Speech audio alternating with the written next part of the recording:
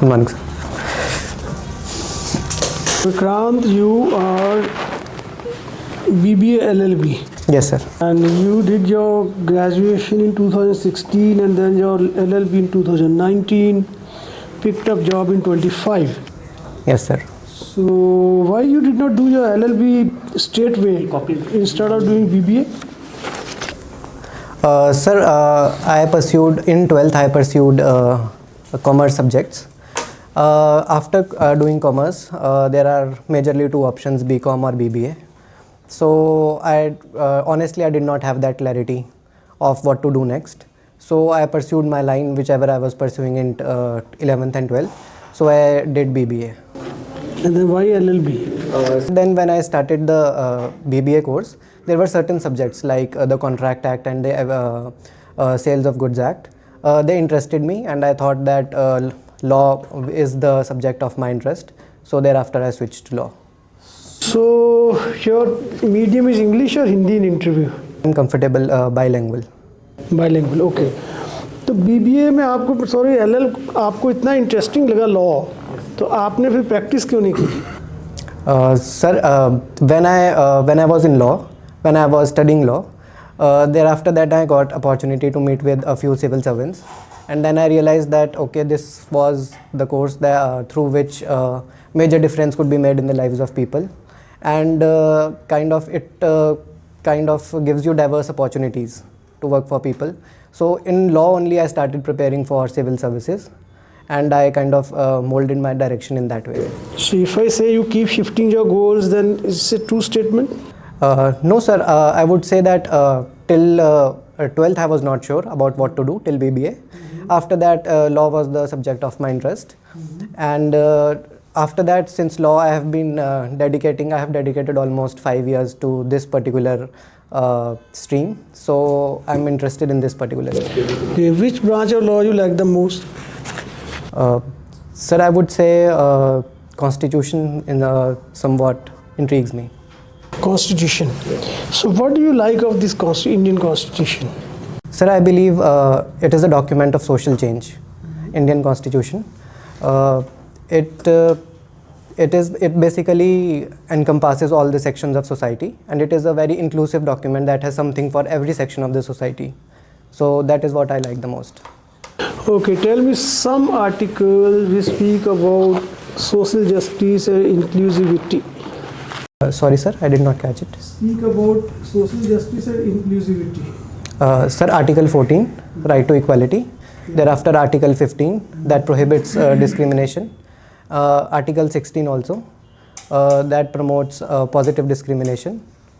These are the few articles that I can remember. Social justice? Sir, in directive principles of state and as well as the preamble, they speak of social justice. Governors have been means now some of the governors, they have become very controversial. Yes, sir. So there was a Supreme Court judgment, and then that was almost overruled by the Supreme Court in a advisory opinion. Yes, sir.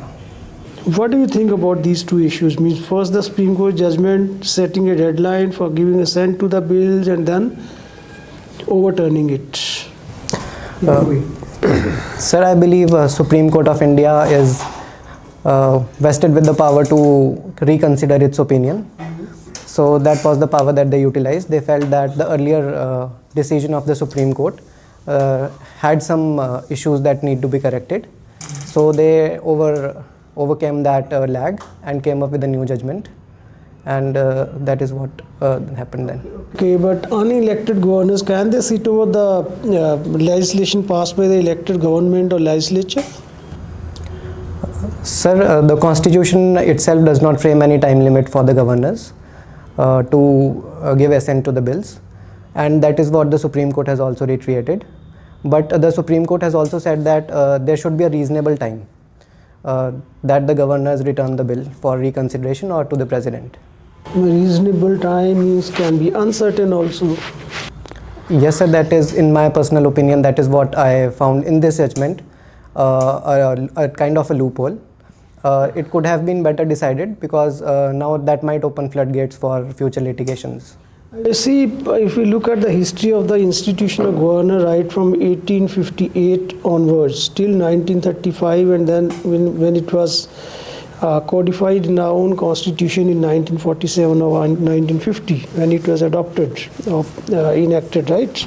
Yes, sir. So, do you think now, particularly now, we are reverting to the 1858 position vis-a-vis governors, because they were autocrats, they had all the powers, all the discretions, and in a way, with this judgment of the Supreme Court, rather advisory opinion, not the judgment, we have given much more leeway to the governors to act like when they were conceived, the institution was conceived in 1858, and the powers they were given in 1858 Act of the Queen, when Indian administration were taken over by the British Queen.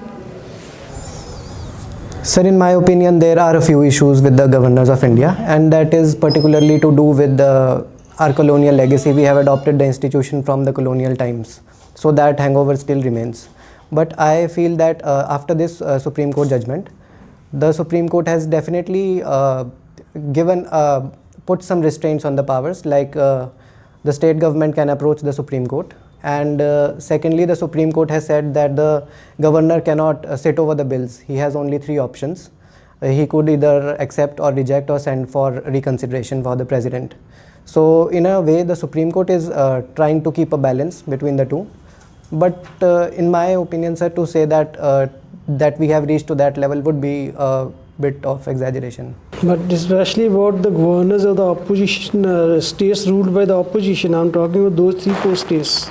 Yes. There they are behaving like as if they have been appointed by 1858 Act. Yes, sir, there have been instances. For example, the most famous one is of Tamil Nadu, where the governor has even changed his address, which he is not usually competent to change the address. He had also dismissed a member of Council of Ministers, which is the prerogative of the Chief Minister. I think some issues are there, but they could be rationalized. So there is still time to reach 1858 position, do you think? Sir, in my opinion, there is not that much of powers in the hands of governor, but yes, we are gradually going towards that direction. So you are not very optimistic. Thank you so much. Thank you, sir. Non-fiction reading. Yes, sir. Non-fiction reading में क्या-क्या है आपका? Which type of books? Sir, basically I have no particular genre of books. I prefer reading whatever intrigues me, or I find that okay, I should go in this direction, learn a bit more about that. Recently you read some book? Yes, sir. Recently I have read, there's a book by B.R. Ambedkar. It is about the history of untouchables. What is gist of this book? So the gist was that Dr. B.R. Ambedkar said that the untouchables were basically the tribesmen in the ancient times, and that he puts his argument that anciently all of the Hindu community was beef eating, and gradually the Brahmins gave up beef eating, but those tribesmen who did not give up beef eating eventually became untouchables, as they were castigated and religiously segregated. Your optional subject? So political science and international relations. Political science. What are the major challenges of Solen district?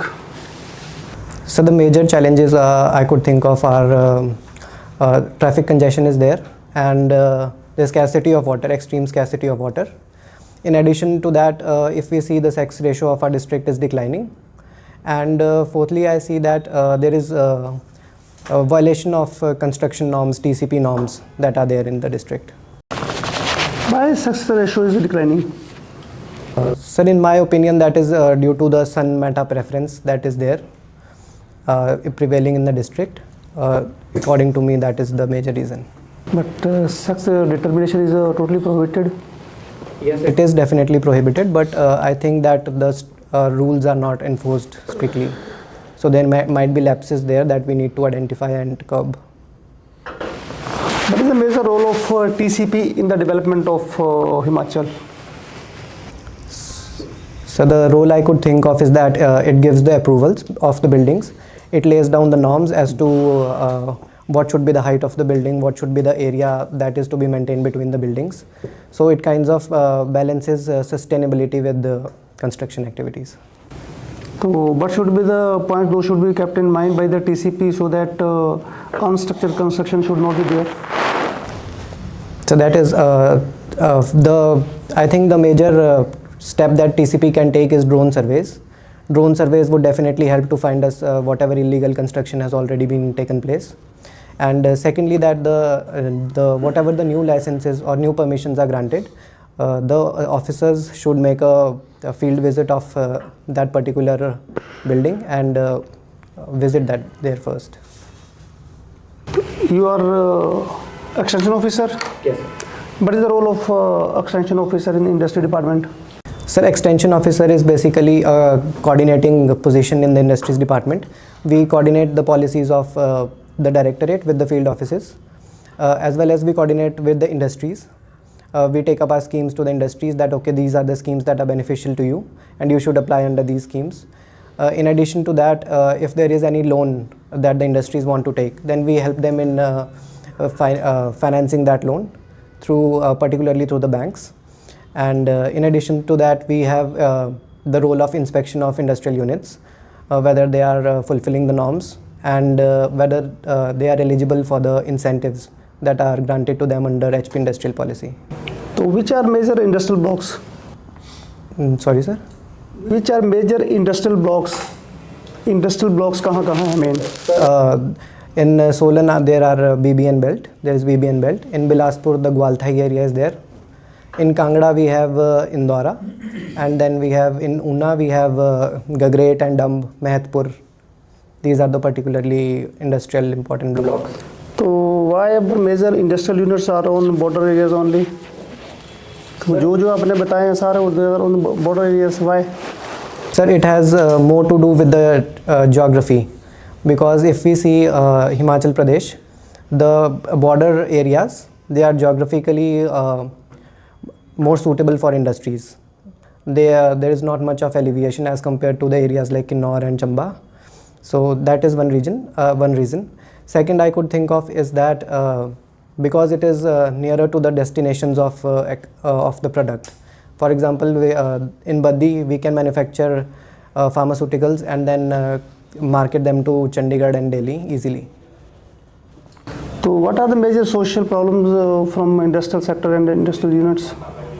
So the major social problem that Himachal currently is facing is that of pollution.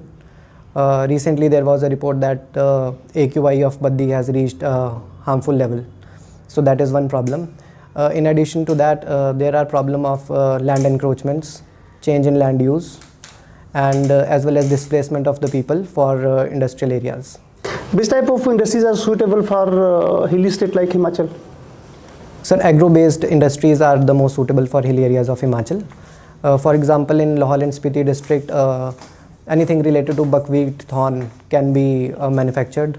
Recently, the Indian Defence Services has also said that we would like to purchase sea buckthorn because of its immunity value. So Himachal could manufacture sea buckthorn and then tie up with the defence services for its supply. Which are the industrial agriculture produce? Those can be used as raw material in the industrial sectors. Sir, the residue of sugarcane could be there, for which we can use for ethanol, manufacturing of ethanol. And in addition to that, tomato can be used for tomato puree and tomato ketchup. Mushroom can be dried and could be manufactured. In addition to that, we have apples, and kiwi and aloe vera could also be used for manufacturing kiwi aloe vera juice. What role forests can play in the development of industry? Forests? Yes, sir. Sir, the forest wealth of Himachal Pradesh could be utilized for industrial development. For example, timber industries could be used, or furniture industries could be used, could be developed. But the condition is that the forest should be utilized in a sustainable manner. What are social welfare schemes? Those are introduced recently by this government. Sir, the one I can think of is Sukh Samman, Indira Gandhi Sukh Samman Nidhi Yojana. In addition to that, we have Sukh Ashray Yojana, Sukh Shiksha Yojana, Why Sukhashraya Yojana is important for society? Sir, because the orphans are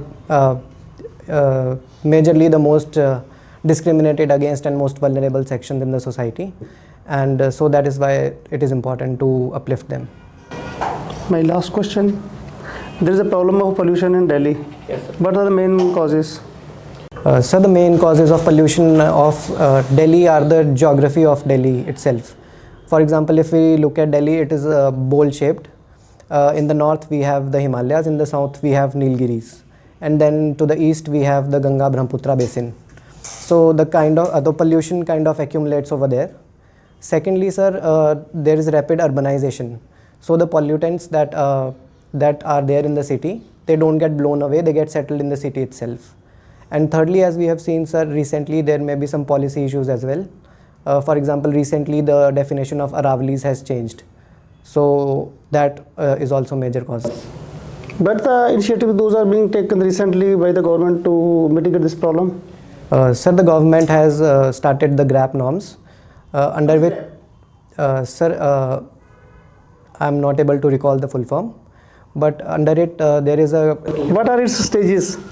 So there are 3 stages, 1, 2 and 3. No, 3. The third stage is implemented. No, 3. Sorry. 4. Okay, sir. There are 4 stages. The fourth stage is when the pollution has reached the very high levels of pollution are there. And what is 4 plus? Sorry, sir. I'm not aware about that. So how this problem can be tackled? Sir, as we have seen recently, there is a report that the majority of the pollution is because of the vehicular traffic. So we could shift to e-vehicles, as well as the public transport system could be strengthened. In addition to that, some polluting industries could be shifted from Delhi, and the nearby Parali burning in Haryana and Punjab could be avoided. Okay, thank you. All right, Vikrant. Yes, sir. Preamble has a beautiful word called secular. Yes, sir. It means basically neutrality and equidistance from religions. Yes, sir. Why is there a debate to remove it? There is a debate going on that Yes, the sir. secular word from preamble should be removed. What do you think of it? Sir, the debate is primarily because it was introduced by the 42nd Amendment Act. It was not originally meant to be in the Constitution. Okay. If we look at the constitutional debates, Pandit Nehru as well as B.R. Ambedkar both said that the nature of the Constitution itself is secular. So we don't need to specifically insert the word secular. So that is what the critics are arguing, that if the basic nature is there, it should not have been tampered with. How many parts of the Constitution and how many chapters? Sir, I'm sorry, sir, I'm not able to recall the chapters. Parts? There are 20 parts of the Constitution. Okay. And there are some illustrations. Have you seen the Constitution there in the museum in Delhi? No, sir, I haven't got the opportunity yet. If you are interested in Constitution law, then go and have a look at it. I went there some time back, and there are 22 illustrations. Okay, sir. With each chapter. Okay, sir. Anyway, that is. Now, are leaders born or made? And give me some classic example. If you think they are born, yes, sir. give some classic example of Indian leaders. Yes, born sir. Indian leaders. Yes, sir. If you think they are made, yes, then again some great example of made. Sir, I believe it is both. It is a mix of two. Some leaders are born, some leaders are made.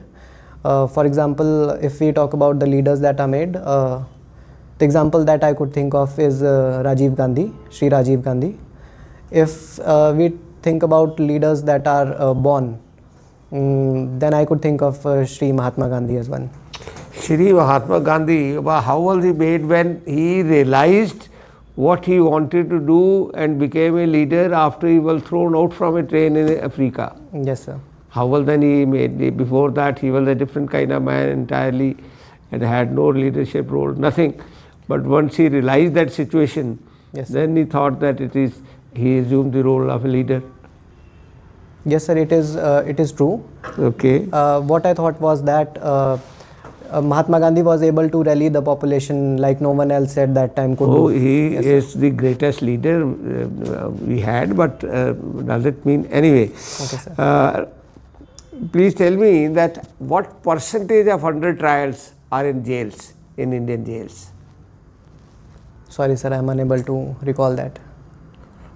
40 to 50% of the prisoners in jail, that is why jails are overflowing, are under trials. Because our law takes so much of time and it carries. All right. After 25 years, there was a new item few months back, I think. After 25 years of jail, Yes, sir. a person was released. Yes, sir. Now, how can you give it 25 years back to him? He's been proved innocent after 25 years. Yes, sir. And he has spent his prime of his life there in the jail. What is wrong with our system and why can't the system be improved? Sir, that has more to do with our colonial legacy. We are still following the laws and procedures that were followed by the British that were designed to delay justice so that the independence could be curtailed. We are still following those procedures. For example, we are giving adjournments after adjournments. So that is one thing that we could improve upon and limit the number of adjournments that are given. Yes, your view. My last question, and it will be the last question. Yes, sir. This is that you are a sportsman. Yes, sir. What do the sports teach us? Life lessons the sports teach us. So life lessons that sports teaches us is team spirit, collaborative, winner's attitude, Right. as well as to take a defeat and not to take it to heart. As also it teaches us sportsmanship that today we have lost. What is sportsmanship? Sir, in what I meant to say was that today we have lost, another team has won. They played better than us. So that is something that we should be gracious in our defeats as well. तो cricket match में हाथ मिलाना चाहिए आपका मतलब है. Yes, sir. अच्छा, चलो, thank you. Okay, Vikrant. Okay, Vikrant, you belong to district Solen. Yes, sir. Recently, we have seen a lot of cases of landslides in Solen districts. What are the major problems? So the major problem for landslides was that the cutting that is going on for NH5. Okay. That has alleged that the cutting is not done in a proper manner. It is a 90-degree sloping cutting. So we should not do that? Yes, sir. In addition, Means we should not pursue of cutting these roads and making roads? no, sir. There should be a better way. For example, if we are cutting it at 90 degrees, while the experts argue that it should be cut in gradual slopes, so that they get time to. There are engineers, those who are doing this. This is not someone layman who is doing that. Yes, sir, definitely. But sir, there were some issues with the company. So eventually the contract was also suspended and the company was also changed. In addition to that, And now the contract is given to which company? I'm sorry, sir, I'm unable to recall that. Okay, fine. You have done your BBA Yes, sir. from Punjab University, from campus? No, sir, from GGDST college. Okay, fine. Which are the subjects you have studied in BBA? Sir, the few I can think of are Income Tax Act, Contract Act, Sales of Goods Act. I'm unable to recall any more, sir. Mercantile law. No, sir. Right? There are three very famous theory, Maslow's need hierarchy theory. Yes, sir. Have you studied this as well? Yes, sir, I had studied, but I am unable to recall what exactly it is. How many slabs were there in that theory? Sorry, sir, I'm unable to recall. Okay, and certain financial ratios you must have studied. Financial management? No, sir. 5 P's of marketing? Yes, sir, definitely, but that also I'm unable to. Okay, no issues. Okay, there are certain changes in section 118 recently. What are those? So the primary changes are that the land in village areas could be leased for 10 years without the approval of Gram Panchayats. And the second change is that Lease given to whom? lease given to non-agriculturists. From Himachal or outside the Himachal? So both non-agriculturists from inside Himachal and outside the state as well. Okay. And the second issue is that the non-Himachalis can now purchase the flat in Rera or Himuda up to 500 square meters. In addition to that, the agricultural societies, 100% agricultural societies, need not take permission under section 118. Means from any person outside the Himachal can buy land if he has made society of farmers. Yes, sir. And if there is no farmer in that society? No, sir, it has to be a farmer society. But So there is a provision if someone found non-farmer in that society, then what will happen? Sorry, sir, I'm not aware of that. Okay, fine. You play football as well, right? What is the size of the court of the football?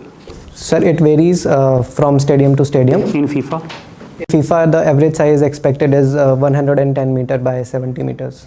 By 70 meter. Yes, sir. Okay. There is a major scheme whose name has been changed. What is the name of that scheme and what is the new name they are proposed? Sir, the earlier name was Mahatma Gandhi National Rural Employment Guarantee Act. The new name is Viksit Bharat Guarantee for Rozgar Ajivika Mission Grameen. Okay, and any other changes other than name? Yes, sir, there are few changes. For example, the working days have been increased from 100 to 125 days. Okay. Secondly, the ratio that the expenditures are shared with states has also changed. Earlier, the salary expenditure were borne 100% by the union, but now they are to be shared in 60s to 40 ratio, except for hill states, that is 90s to 20. Okay, fine. Yes, You sir. have done your BB and then LLB. Yes, sir. Both the professional degrees. But even then now you are a job seeker, not job provider. Why is this happening in Himachal particularly?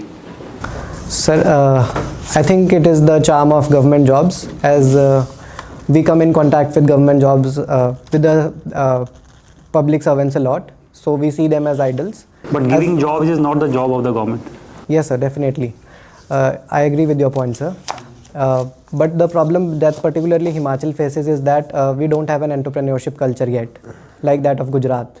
So that is why the people are more inclined toward public services. Okay. My last question to you is, what are the problems the youth of Himachal is facing these days?